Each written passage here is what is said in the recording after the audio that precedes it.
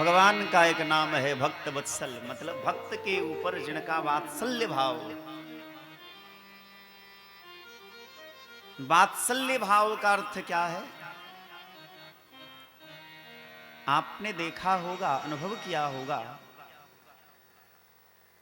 जब कोई बच्चा छोटा रहता है,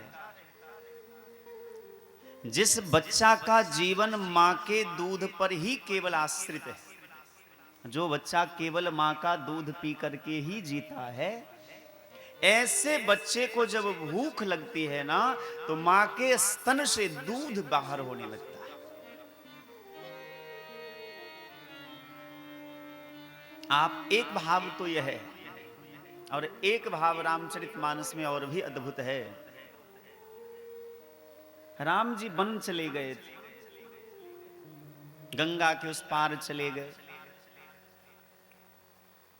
सुमंत लौट करके आते हैं, दशरथ जी को समाचार कहा कि राम लौटे नहीं, तो दशरथ जी ने विचार किया कि अब जी करके ही क्या फायदा, जब राम ही नहीं रहे तो फिर दशरथ क्यों रहेगा। और राम राम कही 6 बार राम राम कह करके अपने इस नश्वर शरीर को त्याग दिया। एक बात तो याद रखिएगा, दुनिया का सबसे बड़ा सत्य है मृत्यु। जन्म है तो मृत्यु सुनिश्चित है, मरना हर किसी को है, लेकिन किसी किसी की मौत इतनी अच्छी होती है कि इतिहास के पन्नों में उसकी मौत की कहानी लिखी जाती है। एक बहुत बड़े कथावाचक हुए, मंच पर बैठे थे, भरत जी की कथा कह रहे थे, और भरत जी की कथा का एक प्रसंग आया, और उस प्रसंग में एक चौपाई है, तब केवट ऊंचे चढ़िधाई कहो भरत सन बुझा उठाई। और जैसे इस चौपाई का गान किया, उनकी वाणी बंद हो गई, मंच पर बैठे बैठे उनका कंठ अवरुद्ध हो गया। जब तक लोगों ने देखा, उनको लगा कि ये भाव में डूब गए। और सच बात तो यही है कि वो कथावाचक जो थे, भरत जी के भाव में इतने डूब गए थे कि उनको देह का भान नहीं रहा और उनका प्राण निकल गया। तो किसी किसी की मृत्यु भी इतनी अच्छी होती है जिसकी चर्चा लोग करते हैं। कबीर बाबा ने यही तो कहा कि देखो, कबीरा जब हम पैदा हुए, जग हंसे हम रोए, ऐसी करनी कर चलो, हम हंसे जग रोए। कबीर बाबा कहते हैं कि जब हम जन्म लिए थे तो हम रो रहे थे, पर सारी दुनिया हंस रही थी कि अमुक आदमी के घर में बेटा का जन्म हुआ, अरे आज उसको लल्ला हुआ। लेकिन कबीर बाबा कहते नहीं नहीं, ऐसी करनी कर चलो, ऐसा कुछ करके जाओ भाई कि हम हंसे जग रोए, लोग हमें याद करें कि बहुत बुरा हुआ, बहुत जल्दी चला गया, नहीं जाना चाहिए था। ऐसा करके ना जाओ कि 4 लोग कहे कि चलो अच्छा हुआ। ऐसा कर्म ना करो कि जाने के बाद भी लोग आपके बारे में उल्टा सीधा बात करें। ऐसा करके जाइए कि जाने के बाद भी लोगों की आंखों में आंसू हो, आपके जाने का दुख हो, आपकी मृत्यु ऐसी होनी चाहिए। दशरथ जी ने विचार किया कि जब राम जी नहीं रहे तो रह करके क्या करूंगा। सो तन राख करब में कहा, जहिन प्रेम पन मोर निवाहा। और देह का त्याग कर दिया, सारी अयोध्या अनाथ हो गई। भरत जी को बुलाया गया, भरत जी आए, अंत्येष्टि संस्कार हुआ। संस्कार हो जाने के बाद सभा लगी, चित्रकूट गए। लेकिन इसी बीच में एक प्रसंग आता है, जब श्री भरतलाल जी के कई देश से अयोध्या आए थे तो सबसे पहले कैकेयी के भवन में गए। कैकेयी ने उनका बड़ा स्वागत किया, सम्मान किया। लेकिन जब पता चला कि मेरी मां कैकेयी के कारण ही इतना बड़ा अनर्थ हुआ है अयोध्या में, तो कहा कि नहीं, आज से तू मेरी मां नहीं और मैं तेरा बेटा नहीं। त्याग कर दिया। हंस वंश दशरथ जनक, राम लखन से भाई, जननी तू जननी भई, विधि सन कछु न बसाए। सूर्य वंश में मेरा जन्म हुआ, राम लक्ष्मण जैसे मेरे भाई हुए, पर विधाता का दोष देखो, विधाता का लेख देखो कि जननी तू जननी भई, पर मेरी मां तू हुई कि तेरे कारण अयोध्या में इतना बड़ा अनर्थ हो गया, मेरी सारी माताएं विधवा हो गई, अयोध्या अनाथ हो गई। आज से तू मेरी मां नहीं, मेरी मां तो आज से कौशल्या है। राम की भी मां कौशल्या और मेरी भी मां कौशल्या। और कैकेयी के पास से दौड़ करके भाग गए भरत जी उधर। अब देखिए अयोध्या का जो राज परिवार है उसकी सबसे बड़ी विशेष महिमा यही है, जिस भरत के कारण राम दूर हो गए अयोध्या वासियों से, उस भरत को जब कौशल्या ने देखा कि भरत आ रहा है, तो जैसे एक गाय अपने बच्चे को, वो गाय जो गाय सुबह सुबह अपने बछड़े को दूध पिला करके घास चरने चली गई किसान के साथ, अपने मालिक के साथ जंगल में, और जब शाम को लौटती है उसका बच्चा भूखा रहता है, अपने बच्चे को देख करके जैसे गाय दौड़ पड़ती है, ऐसे कौशल्या भी भरत को आते देख करके दौड़ पड़ी। और भरत को देख करके उनके स्तन से दूध बहने लगा। ये है वात्सल्य। भरत इतने बड़े हैं लेकिन वात्सल्य भाव आज भी मां कौशल्या के हृदय में है। भगवान का भी एक नाम है भक्त वत्सल। भक्त चाहे बूढ़े हो, युवा हो, बच्चे हो, स्त्री हो, पुरुष हो, बहन हो, कोई भी हो, लेकिन भगवान तो अपने भक्त को अपने बच्चों की तरह ही देखते हैं। जैसे एक बच्चे की रक्षा मां करती है, उसी प्रकार भगवान अपने भक्तों की सदैव रक्षा करते हैं। इसलिए भगवान का नाम है भक्त वत्सल। शरणागति का घाट ही एक उपाय है भगवान तक पहुंचने का। हम संपूर्ण कथा में आपसे बस एक निवेदन करेंगे, कल भी हमने यही निवेदन किया था कि नाम रूप लीला धाम, ये चार चीज हैं जिसमें से एक में भी यदि प्रेम हो जाए तो आपका कल्याण ही हो जाएगा। या तो भगवान को खूब सुंदर श्रृंगार करिए, उनके चरण को निहारिए, उनके घुटने को निहारिए, उनके नेत्र को निहारिए, उनके होठ को निहारिए, उनके घुंघराले घुंघराले बाल को निहारिए, उनके सुंदर सुंदर कपोल को निहारिए, उनकी नासिका को निहारिए, उनके दसन को निहारिए, उनके आनन को निहारिए। या फिर भगवान के गुण को याद रखिए, जो भगवान कितने दयालु हैं। गीत को भी भगवान ने सुंदर गति प्रदान कर दी, गणिका को भी भगवान ने सुंदर गति प्रदान कर दी, गजेंद्र का भी भगवान ने उद्धार किया। या तो भगवान के गुण को गाइए, या भगवान के रूप को गाइए, या भगवान की लीला को गाइए, अथवा भगवान के धाम में वास करिए, धाम से प्रेम हो जाए। नाम रूप लीला धाम, इन चार में एक में भी यदि प्रेम हो जाए तो आपका कल्याण हो जाएगा।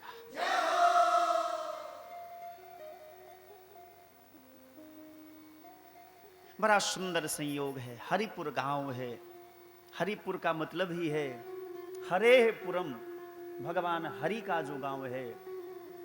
लेकिन थोड़ा दुख होता है, बहुत ज्यादा मैं इस गांव के बारे में नहीं जानता, लेकिन जितना जानता हूं मेरी धृष्टता को क्षमा करिएगा, लेकिन निवेदन करना हमारा कर्तव्य है। आपके गांव का नाम भगवान के नाम से जुड़ा है तो आप भगवान के हो जाइए। आपके गांव का नाम, आपके गांव का संबंध भगवान हरि से है तो आप संसार में किसी और का ना होकर के भगवान हरि का होकर के रहिए। और भगवान हरि का होना ये अर्थ है कि उनके बताए हुए मार्ग का अनुसरण करिए। उन्होंने जो आचरण के द्वारा, व्यवहार के द्वारा संसार को शिक्षा दी, बताया कि ये राह चलने से आपको आनंद आएगा, सुख मिलेगा, उस राह पर चलिए, निश्चित आनंद मिलेगा। आज कई लोग दीक्षा लिए, कल भी ये 4-5 लोग दीक्षा लिए थे। मैं एक दिन निवेदन करूंगा, हमारे जितने भी शिष्य हैं खास करके, अथवा जो भी वैष्णव जन हैं, मैं एक दिन इस विषय पर चर्चा करूंगा कि वैष्णवों का सबसे प्रथम कर्तव्य क्या है। आजकल तो लोग दीक्षा ले लेते हैं, गुरु कहीं है चेला कहीं है। ना गुरु को चेला से कोई मतलब ज्यादा रहता है, ना चेला को गुरु से ज्यादा मतलब रहता है। और यही कारण है कि ना तो गुरु का कल्याण होता है, ना शिष्य का कल्याण होता है। गुरु शिष्य का संबंध जो है अटूट संबंध है। जैसे पति पत्नी का संबंध होता है, अग्नि को साक्षी मान करके, वैदिक ब्राह्मणों को साक्षी मान करके, विप्र देवता संत भगवान को, देवी देवता को साक्षी मान करके परिणयोत्सव होता है, विवाह उत्सव होता है, विवाह के बंधन में हम बंधते हैं। उसी प्रकार भगवान को साक्षी मान करके शिष्य और गुरु का संबंध होता है, जो देह के नष्ट हो जाने के बाद भी, मर जाने के बाद भी वो संबंध रहता ही रहता है, वो मिटने वाला नहीं है। क्योंकि गुरु का संबंध संसार का संबंध नहीं होता, वो अध्यात्म का संबंध होता है, और अध्यात्म तो मृत्यु के बाद भी होता है। मरने के बाद जो संस्कार होता है, जिसको अंत्येष्टि संस्कार कहते हैं अथवा दाह संस्कार कहते हैं, मृत्यु भोज इत्यादि, ये भी तो धर्म का ही एक स्वरूप है, अध्यात्म का ही एक अंग है।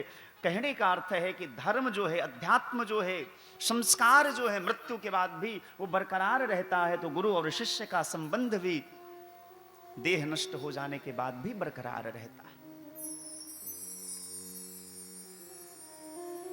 चार घाट आपने देखा होगा कि पहले के जमाने में गांव से अलग नदी हुआ करता था, तालाब हुआ करता था। आज तो बहुत बदल चुका है सब कुछ, बहुत सारी व्यवस्थाएं बढ़ गई है, लेकिन एक समय ऐसा हुआ करता था। हमारे बुजुर्ग कहते हैं कि गांव से एकांत में कहीं दूर जाकर के नदी हुआ करता था, कुछ रास्ते होते थे, उस रास्ते से होकर के लोग जाते थे, तब जाकर के नदी में स्नान करते थे।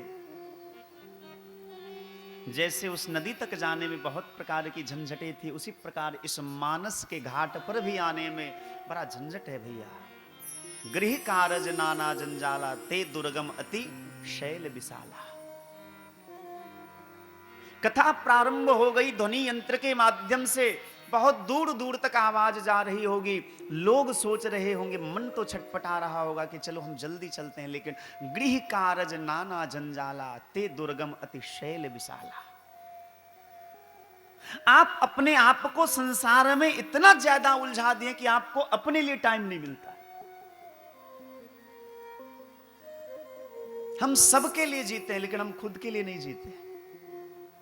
माँ बाप के लिए जीते, अच्छी बात है, माँ बाप का सेवा करना ये अच्छी बात है, गुरुजनों की, वैष्णव की सेवा करना ये अच्छी बात है, समाज के लिए कुछ करना ये अच्छी बात है। लेकिन भैया हम रहेंगे तब तो सारा कुछ रहेगा। हम खुद के लिए भी जिए, हम खुद को समय दे। आजकल लोग डिप्रेस्ड ज्यादा हो रहे हैं, ज्यादा अब सब लोग परेशान हैं चारों तरफ, कुछ अच्छा नहीं लगता, अंदर अंदर परेशान है। खाना सामने बढ़िया है, वस्त्र बढ़िया है, घर बढ़िया है, माता पिता लाड़ दुलार भी करते हैं, फिर भी बाल बच्चे आजकल बहुत सारे नौजवान भाई बहन परेशान रहते हैं। पूछो क्यों? बोले समझ में नहीं आता। वो परेशान है, लेकिन उनको समझ में नहीं आता कि वो परेशान क्यों है। उनकी परेशानी का बस एक कारण है कि वो दुनिया के बारे में सोचते हैं, पर खुद के बारे में नहीं सोचते। आपको अपने बारे में सोचना होगा, आप अपने लिए जिए। कम से कम 1 घंटा खुद को समय दीजिए। हमें क्या चाहिए, हमें किस चीज में खुशी मिलती है, हमारे लिए कर्तव्य क्या है, क्या कर्म है, क्या विकर्म है, क्या अकर्म है, क्या सुकर्म है, क्या कुकर्म है, ये विचार करना पड़ेगा। जब तक ये विचार नहीं करिएगा तब तक आप स्वस्थ नहीं रह पाएंगे। मेरे कहने का अभिप्राय यह है कि गृह कारज नाना जंजाला, ते दुर्गम अति शैल विशाला। आप संसार में इतना ज्यादा उलझ गए हैं कि आपको अपने लिए समय नहीं मिलता, भगवान के लिए समय नहीं मिलता। हर चीज के लिए आदमी के पास समय है, लेकिन कभी एक बार आंख बंद करके विचार करिए कि जो भगवान हमारे लिए दिन रात जागते हैं। आपको तो ऐसा लग रहा होगा ना, जब आप रात को सोते हैं तो आपको लग रहा होगा कि हम जिंदा हैं। अरे भैया, किसने देखा कि आप जिंदा हैं? हो सकता है कल का सूरज आपको दिखाई ना दे। कई लोग तो घर से बहुत सारा प्लानिंग करके निकलते हैं, बहुत सारी योजना बना करके निकलते हैं कि आज अभी यहाँ दरभंगा जाना है, दरभंगा से लौटूंगा, शाम को ये खाना बनेगा। फोन आता है वहां से कि ये खाना बना करके रखो, लेकिन किसको पता है कि भाई वो खाना उसे नसीब होगा कि नहीं होगा। 6 महीने के बाद ये काम करेंगे, कथा सुनने का मन किया तो चलो अगले साल सुनेंगे। किसको पता है कि अगले साल आप हैं या नहीं है? इसीलिए किसी ने कहा कि देखो, रावण मृत्युशैया पर था,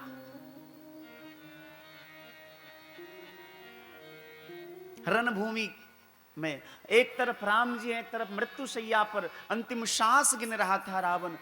राम जी ने लक्ष्मण से कहा, लखन लाल से कहा कि जाओ, रावण देश का, दुनिया का सबसे बड़ा विद्वान है इस समय का, उससे जाकर के कुछ शिक्षा प्राप्त कर लो।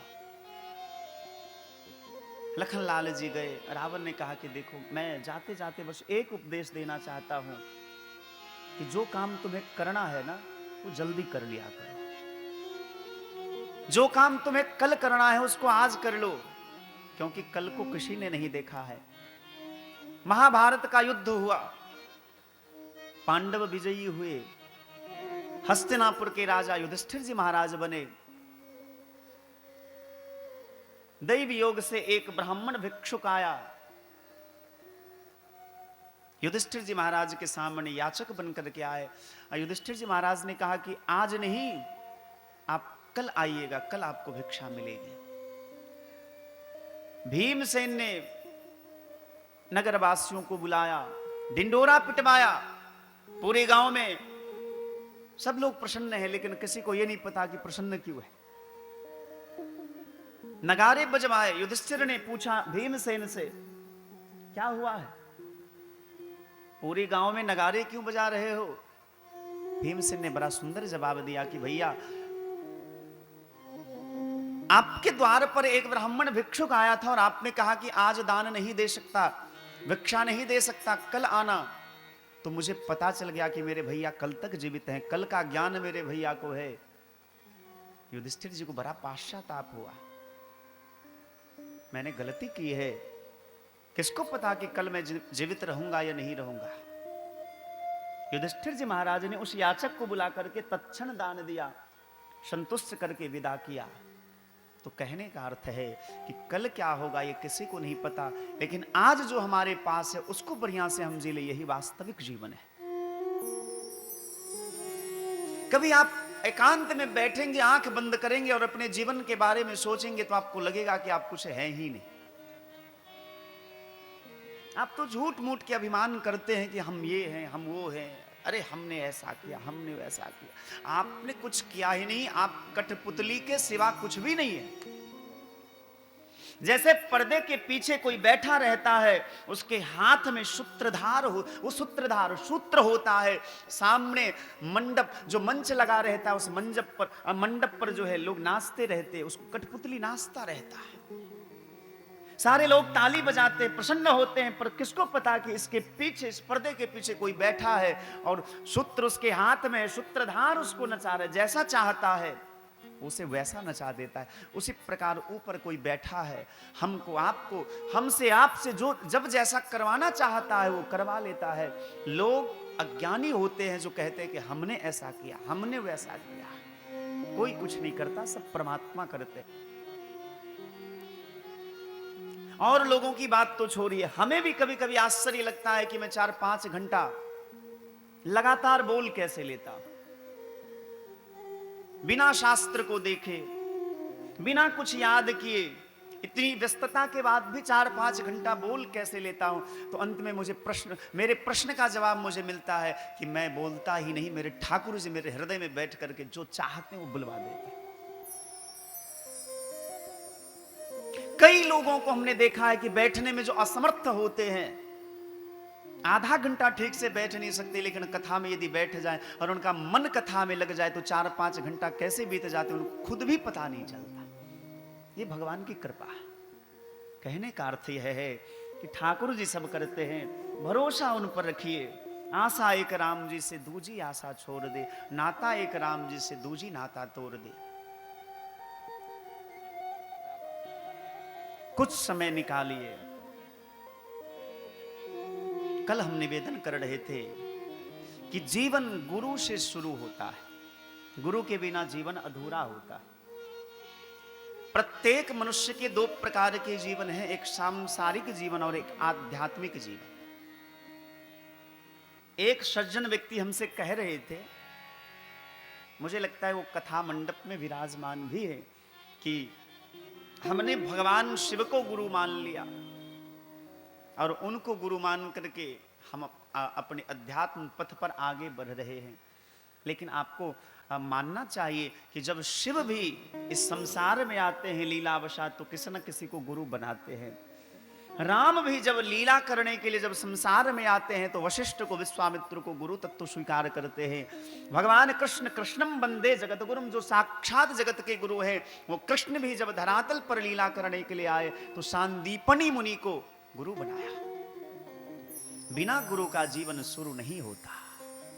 तुलसी बाबा ने मानस में बड़ी सुंदर बात कही, बंदो गुरु पद पदोम परागा, बंदो गुरु पद पदोम परागा, बंदो गुरु पद पदोम परागा, बंदो गुरु पद पदोम परागा, सुरुचि सुवास सरस अनुरागा, सुरुचि सुवास सरस अनुरागा, अमीय मूरी में चूरन चारो, अमीय मोर में चूरन चारो, समन सकल भवरोज परिवारो, समन सकल भवरुज परिवारो। तुलसी बाबा कहते हैं कि बंदो गुरु पद पदुम परागा, मैं अपने गुरुदेव के चरण कमल के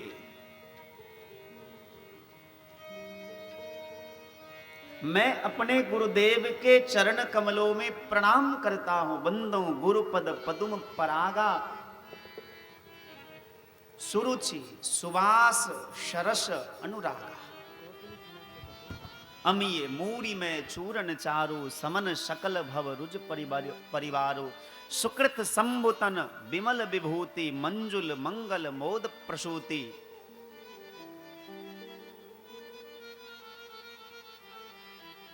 दूध में बहुत कीड़े होते हैं, आपको पता है? दूध में छोटे छोटे कीड़े होते हैं। हम लोग जो दही जमाते हैं ना, उसमें बहुत प्रकार के छोटे छोटे कीड़े होते हैं, इसीलिए दही जमता है, दूध जमता है। लेकिन हमको दिखाई नहीं देता। जो बड़े वैज्ञानिक लोग हैं, जिनके पास यंत्र है, सुविधा है, उस दूध में छोटे छोटे जीव को वो देख लेते हैं। उसी प्रकार भगवान सब जगह है, पर भगवान हमको दिखाई नहीं देते। कब दिखाई देंगे? जब हमारे पास यंत्र होगा, हमारे पास साधन होंगे, सुविधा होंगी। वो साधन है क्या? वो सुविधा है क्या? तुलसी बाबा कहते हैं, श्री गुरु पद नख मणिगण ज्योति, सुमिरत दिव्य दृष्टि ही होती। श्री गुरु पद नख मणिगण ज्योति। अच्छा, लोग गुरु जी के चरण कमलों को ही क्यों धोते हैं? तिलक का स्थान तो यहां है ना, फिर गुरु जी के चरण कमलों में ही प्रणाम क्यों? गुरु जी के चरण कमलों में ही प्रीति क्यों? गुरु जी के चरण रज में ही उद्धार जीव का होता है क्यों? क्योंकि शास्त्र का आदेश है, श्री गुरु पद नख मणि गण ज्योति। विचार करिए, संसार में जितने भी छोटे बड़े नदी नाले हैं, सबका जल कहां जाता है? समुद्र में जाता है। और भगवान सूर्य नारायण क्या करते हैं? संसार में तीर्थ कितने हैं? पूरे पृथ्वी पर तीर्थ कितने हैं? 3.5 करोड़। पूरी धरती पर 3.5 करोड़ तीर्थ हैं और सभी तीर्थों का जल समुद्र में जाता है। इसीलिए समुद्र स्नान करने से सभी तीर्थों में स्नान करने का फल प्राप्त होता है। उस समुद्र के जल को भगवान सूर्य नारायण अपने किरण के प्रकाश से, ताप से अपने कोख में समा लेते हैं। बड़ी सावधानी से सुनिएगा।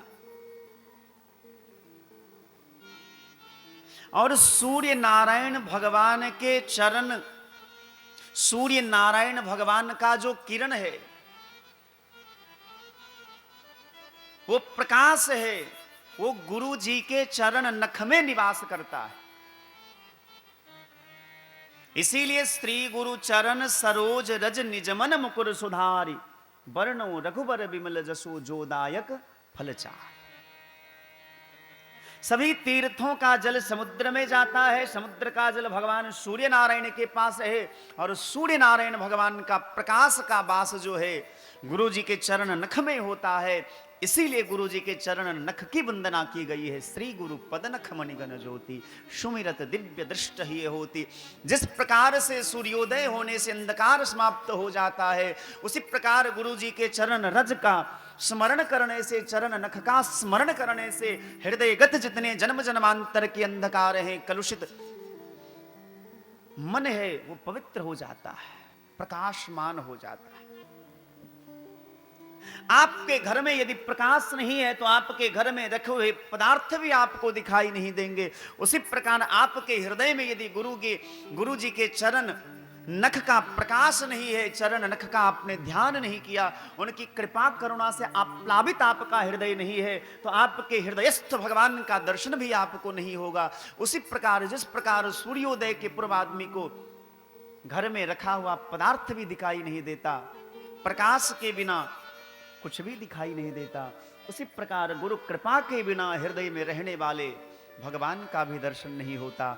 और इसीलिए रामचरितमानस के मंगलाचरण के क्रम में तीसरे श्लोक में वंदे बोधमयम नित्यम गुरुम शंकर रूपिणम यमाश्रितो हि वक्रोपि चंद्र सर्वत्र वंद्यते। गुरु जी की वंदना की गई। आगे साधु की वंदना की गई। साधु किसको कहते हैं? आजकल तो साधु की परिभाषा बदल गई है। साधु का अर्थ होता है साध्यति परकार्यमिति सह साधु, जिसका जीवन दूसरों के लिए हो, जो दूसरों के उपकार के लिए जिए, जो परोपकारी हो, वो साधु है। दूसरा भाव है साधनोति सकलान धर्मान, जिनका आचरण ही सारा धर्म पूर्वक होता है, जो धर्मात्मा होते हैं वो साधु है। जो अपने समस्त इंद्रियों का दमन करता है वो साधु है। जिनका मन अपने वश में है वो साधु है। जिनकी आंखें अपने वश में है वो साधु है। जिनकी समस्त इंद्रियां अपने वश में है वो साधु है।